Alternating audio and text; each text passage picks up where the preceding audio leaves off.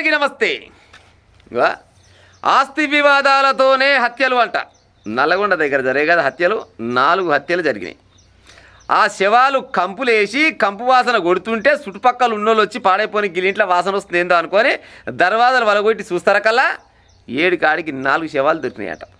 అక్కడ చుట్టుపక్కల ఉన్న వాళ్ళంతా అసలు హత్యనా ఆత్మహత్యనా అర్థం కాక పోలీసు వాళ్ళకు ఫోన్ చేస్తే చెప్పి వాళ్ళు వచ్చి పంచనామా చేసిన తర్వాత అసలు ముచ్చట్లయిన బయటకు వచ్చినాయి. ఆస్తి వివాదాలతోనే హత్యలు. హతురాలు హసీనా పేరిట 2 కోట్ల ఆస్తులంట. అదుపులో మొదటి భర్త ద్వారా పుట్టిన కుమార్తె అల్లుడంట. 6 వ్యక్తులకు 5 లక్షల సుపారీ ఇచ్చి హత్యలు. 6 అంటే 6 5 30 లక్షలు పోయినాయి అనుకో 2 కోట్లల్లా. ఇంకా 1,70,00,000 రూపాయలు మిలితాయి కదా. దొంగోనికి చెప్పలే పాయిదా అని కష్టం కాదా నిష్ఠురం కాదా పాడైపోను. ఇప్పుడు 2 కోట్ల ఆస్తిలో 30 లక్షలు పోయినాయి. కానీ 1,70,00,000 అయితే మిలుతున్నాయి కదా అని అనుకున్నారు. ఈ హత్యలు చేస్తే ఎట్ట పాడేసి వస్తుంది వెనుకో ముందో తెలిసేదేనా. మొత్తం మోసమై వెనకకి పోతున్న సంగతి మర్చిపోతారు పాడైపోయిన ఆ టైంలో. కుటుంబంలో 4 విచక్షణ రహితంగా కత్తిపోట్లు తేల్చిన పోస్టుమార్టం నివేదిక. పోలీసుల దర్యాప్తులో వీడుతున్న నల్లగొండ హత్యల కేసులో మిస్టరీ. ఒక్కొక్కరి పైన 6, 7, 8, 10, 16 కత్తిపోట్లు ఉన్నాయంట. ఇట్లా ఇష్టం వచ్చిన రకంగా నరికి చంపారంట. మరి నరికి చంపుతుంటే ఒకరు కాకుంటే ఒకళ్ళని లొల్లి చేయాలి కదా. ఇప్పుడు అయ్యో కొడుతుల్లో కాపాడు ఒకరు కాకుంటే ఒకళ్ళని అనాలి కదా. నిజంగా మిస్టరీ అంటే మిస్టరీ ఉంది పాడైపోను. మరి ఎట చంపిరు ఏం కథ అనేది అసలు ఇప్పటికి కూడా అర్థం కాకుంటున్నది. కానీ మొత్తానికైతే ఆస్తి తగాదాలతోటి హత్యలు చేసినట్టు తెలిపోయింది. అందులో ఒక 11 ఏళ్ళ అమ్మాయి అంట ప్రాణాలు కాపాడుకుందామని మంచం కిందికి పోయిందట. ఇలా నరుకుతుంటే మంచం కిందికి పోతే ఆ మంచం కిందికి పోతామా అని కాలు పట్టి గుంజి ఆ అమ్మాయి పైన 16 కత్తిపోటు పొడిచిరట. చూడురి అసలు రాక్షసులు అంటే ఈయన రాక్షసులు కూడా భయపడుతున్నారు పాడేళ్ళని చూస్తుంటే. అదేదో సినిమా ఉంటుంది కదా Ashok cinema, NT Rama Rao cinema, junior NTR cinema.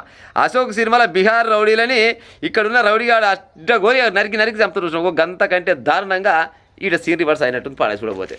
Supari gang పనేనా 2 కోట్ల విలువైన భూమిని తమ పేరిట రిజిస్ట్రేషన్ చేయకపోగా హసీనా తన 3వ భర్త అయిన మహమ్మద్ సుల్తాన్ సంతానం పేరు మంజాబిల్ అప్సరాకు ఆ భూమి చెందేలా వీలునామా రాస్తానని కుమార్తె అల్లుడికి స్పష్టం చేయడంతో వారు కక్ష పెంచుకున్నట్టు తెలిసింది.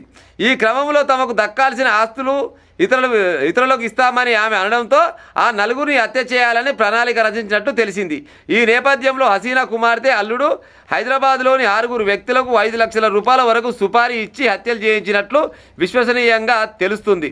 కాగా సుల్తానా శరీరంపై 6 కత్తిపోట్లంట. మళ్ళీ పోతే హసీనా పైన 7 కత్తిపోట్లు, మళ్ళీ పోతే అప్సరా పైన 9 కత్తిపోట్లు, మజ్మీల్ పైన 16 కత్తిపోట్లు ఉన్నట్టు పోస్టుమార్టం నివేదికలో వైద్యులు చెప్పారట. నిందితులు ఇంట్లో తమ కుటుంబ సభ్యులపైన దాడి చేస్తున్న సమయంలో 11 ఏళ్ల అప్సరా తీవ్ర భయాందోళనకు గురై ప్రాణాలు కాపాడుకునే మంచం కిందికి పోగా అమ్మాయిని కూడా బయటికి గుంజి 11 కత్తిపోట్లు పొడిచి చంపేసిరట. చూడరు కదా. మరి చచ్చినాక ఆస్తి ఎట్టొస్తుండొచ్చు, చంపేసినాక ఆస్తులు ఎట్టొస్తాయి చెప్పురి. ఇయ్యాల కాకుండా ఇంకా 4 రోజులకైనా తెచ్చిపోతుంది. ఇప్పుడు ఆత్మహత్య అందాం అనుకుంటే ఆత్మహత్య లేకపోయా, కత్తిపోట్లు ఉన్నాక ఆత్మహత్య అని ఎట్లా అనుకుంటారు? ఎవరు చేసిరు, ఏం గత, ఇలా చుట్టాలేంది, పక్కాలేంది, మరి వీళ్ళకి ఏమైనా గతంలో ఏమన్నా ఉన్నాయా, ఇవన్నీ తెలుస్తాయి కదా. గతంలో ఏం చేసిరంట, వాళ్ళ గట్టిన భూమి ఉందంట, భూమి పత్రాలు కావాలని వాళ్ళ ఇంట్లో ఓన్లేని చూసి వీళ్ళ ఇంట్లోకి వచ్చి తలుపులు వలగొట్టి ఆ భూమి పత్రాలు మొత్తం లాక్కొని పోయిరట. మరి వచ్చిన వాళ్ళు ఎట్ట పోయిరు, పోయిన వాళ్ళు ఎట్ట పోయిరు, సీసీ కెమెరాలు ఏం కావాలి, లేకపోతే ఫోన్లలో ఏమైనా గట్టిన నెట్వర్క్ సంబంధించి ఏ రకంగానైనా దొరుకుతామని చిన్న లాజిక్ అటమిసి కావచ్చు. 30 లక్షల రూపాయలు అట్టవాయే, ఇప్పుడు 2 కోట్ల ఆస్తి ఇట్టవాయే. మొత్తానికైతే జైలు పాలు అయినట్టే కదా.